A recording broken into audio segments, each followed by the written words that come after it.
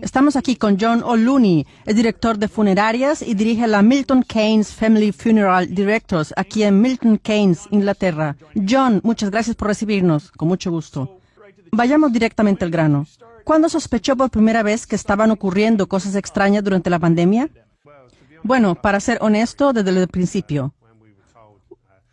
Una familia que vino a verme a finales de noviembre, principios de diciembre de 2019. Dijeron que habían perdido a alguien en un distrito vecino y se enfadaron porque el hospital no les permitió ver a su ser querido en una sala de reposo.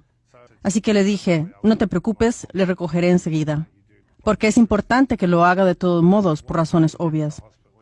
Cuando fui al hospital de Northampton a recoger a esta persona, pregunté al personal del tanatorio, ¿por qué han impedido a esta familia ver a su ser querido? Abrió la puerta y en este almacén había una tienda pandémica. Supongo que la habitación medía 2,50 metros por 4,50 metros. Y esta tienda pandémica prácticamente llenó la sala. Así que le pregunté para qué era. Y dijo que les habían dicho que se avecinaba algo terrible, sin mencionar el nombre de COVID.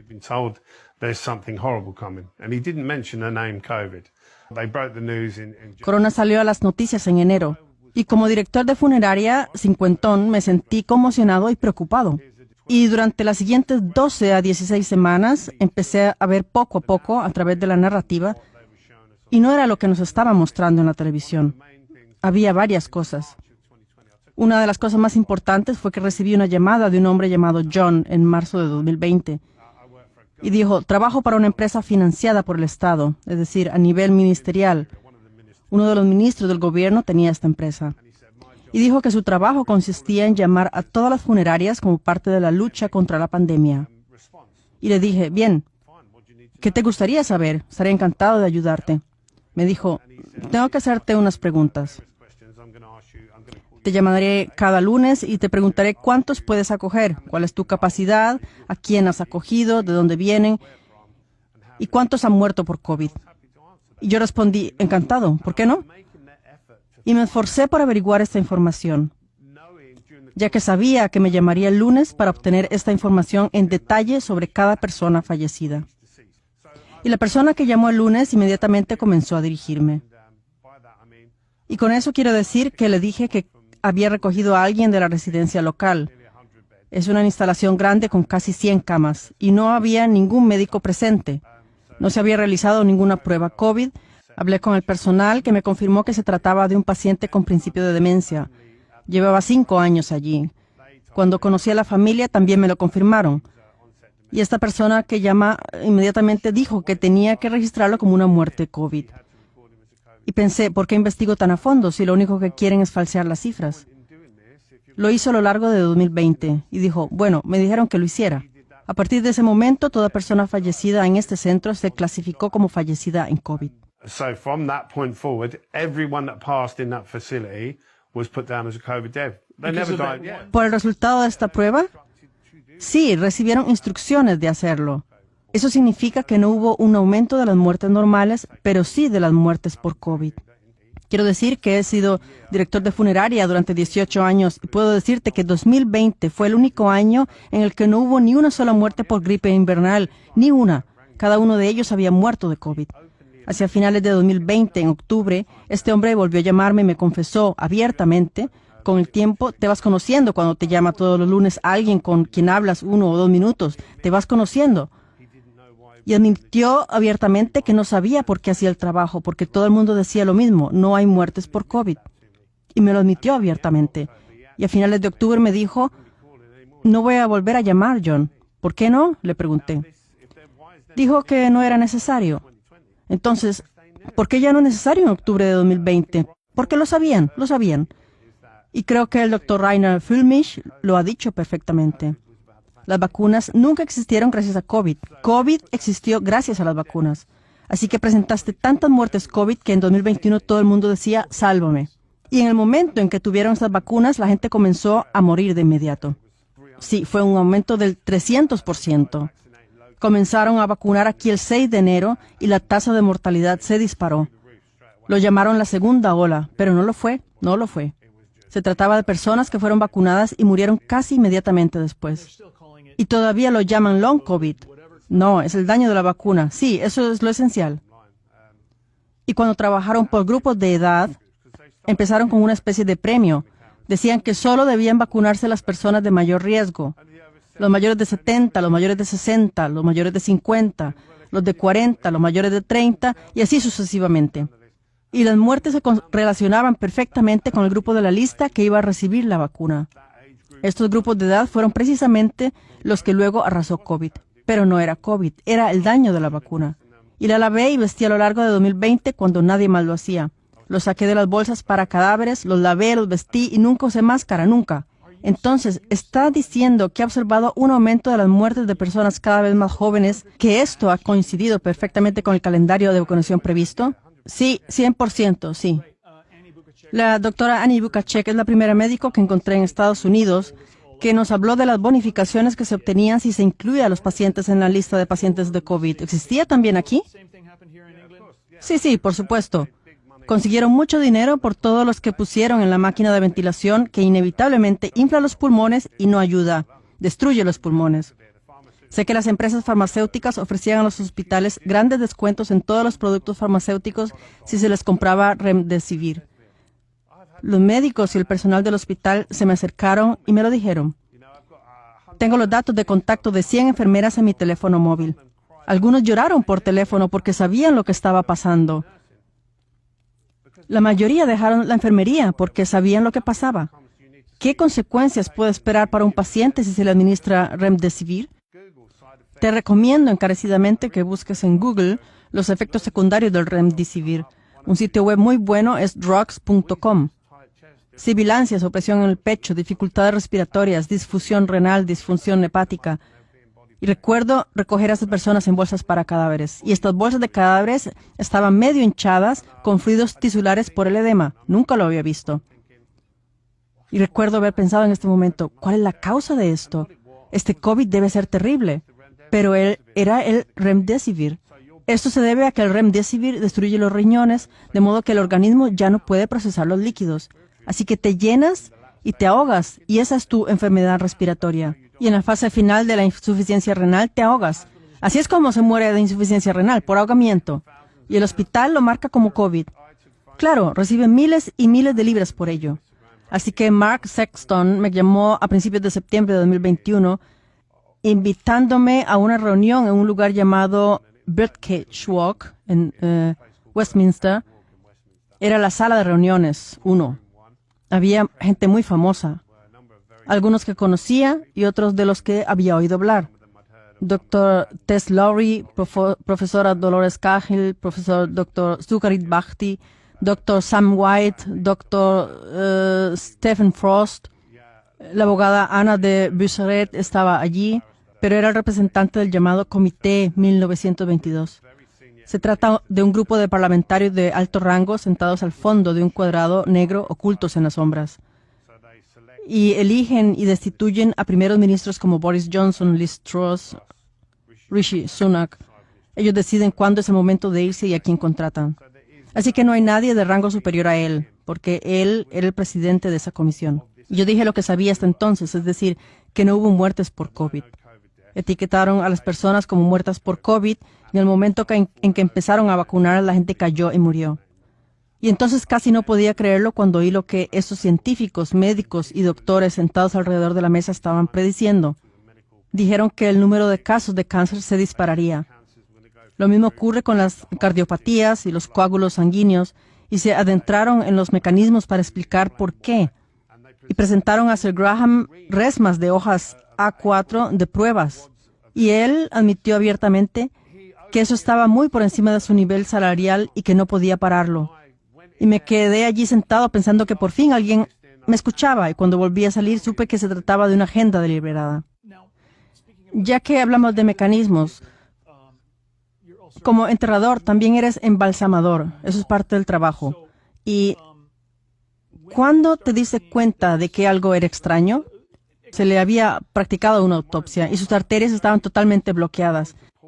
Así que mi embalsamador usó sus pinzas para sacar la obstrucción. Y tiró y tiró y tiró y salió un coágulo blanco, fibroso, como un calamar, que se extendía por toda la pierna, desde arriba hasta el tobillo. Y como los vasos se hacen más estrechos cuanto más se desciende hasta el tobillo, no hay ningún problema arrancar un coágulo grande porque es una estructura grande, larga, en forma de cono y de cuña. Es bastante preocupante, por supuesto. Bueno, he sido empresario de pompas fúnebres durante 18 años. En aquella época eran 14 o 15 años. Había trabajado para el forense durante 7 años recuperando cadáveres. Así que tengo mucha experiencia de cómo son las personas por dentro y por fuera, porque les he recogido de la calle destrozadas cuando les han disparado o los ha atropellado un camión. Sé lo que es normal y lo que no lo es. Así que tú puedes decir claramente que en tu carrera nunca he visto nada remotamente parecido a esto. Cuando alguien moría en una residencia, llamaban al médico y el médico llamaba a la funeraria para que viniera a recoger el cadáver. En media hora estaba en el lugar. Así que embalsamaba a los difuntos 1 hora después de su muerte. Ciertamente no se habrían llenado de estos bultos blancos a la hora de su muerte si solo crecieran después de morir. Nada crece en tu cuerpo cuando mueres, nada.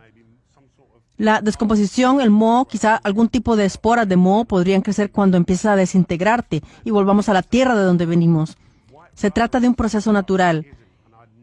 Este chicle blanco en las arterias no es un proceso natural. Y nunca vi nada parecido antes de que se introdujera la vacuna, no hasta mediados de 2021. Y ahora pertenezco a un grupo de enterradores y embalsamadores cada vez más numerosos que dicen que esto es exactamente lo que ven. Estoy ante un verdadero crimen de proporciones históricas y la gente está muriendo llena de bultos parecidos a calamares que no son naturales. Nunca los había visto antes.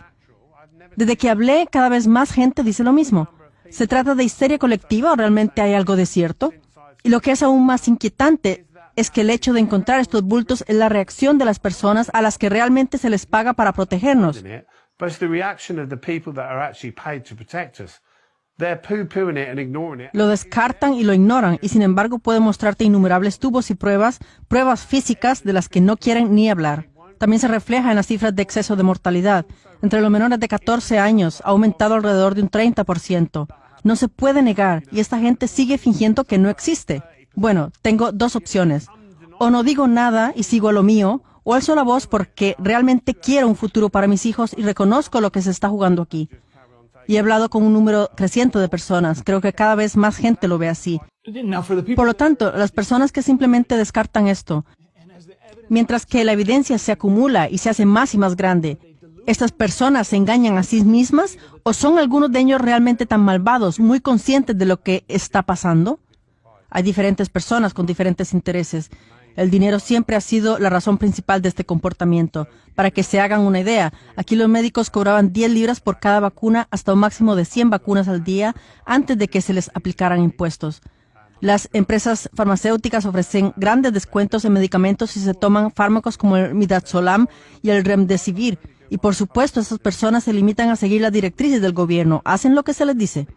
Según el lema, hay una pandemia en marcha, tenemos la oportunidad de ganar mucho dinero. ¿Y por qué no deberíamos hacerlo? Bueno, quizá por miedo a Dios.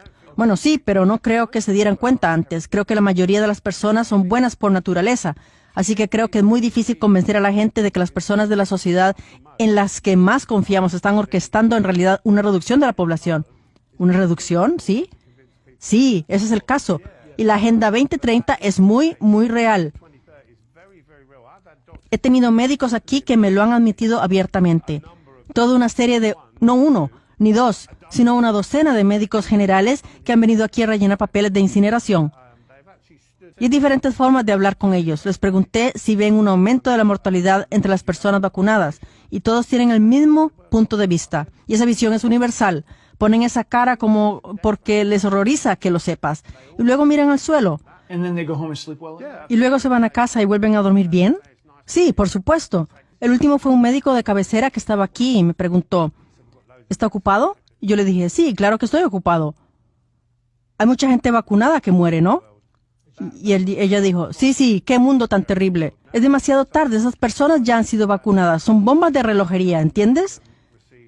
Se dijo que algunos de ellos recibieron placebos en la fase inicial y la idea era reclutarlos como defensores de la vacunación. Déjame que lo explique. Si le vacunaran y le dieran un placebo, ¿qué efectos secundarios experimentaría? 0.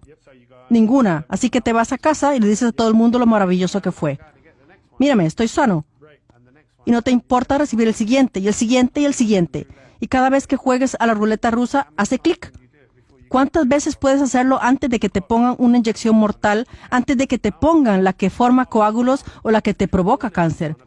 Y estoy dispuesto a poner mi culo en la línea para advertir a todos acerca de lo que están haciendo, porque no quiero que la gente muera. Me alegran los ancianos y ancianas que han tenido una vida plena y han dejado un legado duradero. No quiero que personas de 30 y 40 dejen atrás a niños de 2 y 3 años. Y ahora lo experimento con regularidad. Volviendo al tema del cáncer, como he dicho, estoy construyendo una relación con la familia porque mi mujer y yo estamos con ellos todo el tiempo, incluso el día del funeral. Así que la conoces y le preguntas, ¿qué le pasó a tu madre? Y dicen, oh, tenía cáncer.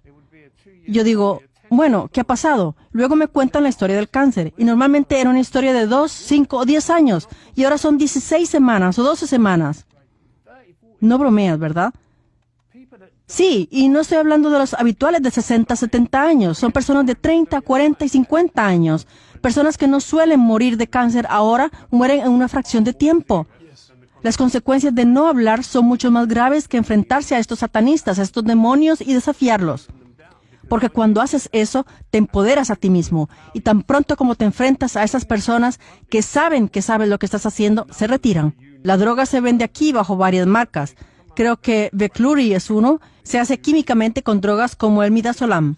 Y el midazolam también forma parte de uno de los cócteles de fármacos administrados en la pena capital, uno de los 4 o 5 fármacos utilizados en la inyección letal. Y es un tranquilizante. En 2020 y 2021 se utilizó entre un 300 y un 1000% más de midazolam. Aquí están los coágulos. Aquí están los coágulos, Dios mío. Así que cada uno de estos viales representa una persona. ¿En serio? Sí, así que son rojos al principio cuando salen, pero cuando las lavas quedan blancas por debajo. Se conservan en formol, que es formaldehído. Y si hay restos de sangre en ellos, se queman en el formol y se vuelven negros. Y se dará cuenta de que todos tienen más o menos el mismo tamaño. Esto se debe a que todas se tomaron de las arterias carótidas, concretamente en el cuello. En ninguno de estos casos se había realizado la autopsia. Y solo embalsamamos a partir de la arteria carótida. ¿Y nunca vio nada parecido antes de la vacunación? Nunca, jamás. Y tengo un embalsamador registrado en el BIE que lleva 25 años embalsamando, que tampoco ha visto nunca antes esto. Y muchos otros médicos y embalsamadores con los que he hablado. Y mira el excesivo número de ataques al corazón, derrames cerebrales y coágulos de sangre. Sí, por supuesto. Así que no puede deshacerse de ellos con heparina y medicamentos similares. No va a funcionar. Es una fórmula completamente diferente. Sí, no funcionará. La gente tiene que despertar y darse cuenta de esto antes de que ocurra. Es inútil intentar reaccionar cuando ya estamos esclavizados. Así es. Así que salid de este sistema y pagad en efectivo, gente. Sí, paguen en efectivo, 100%. Exactamente. Encantado de haberte conocido. Encantado, John. Muchas gracias.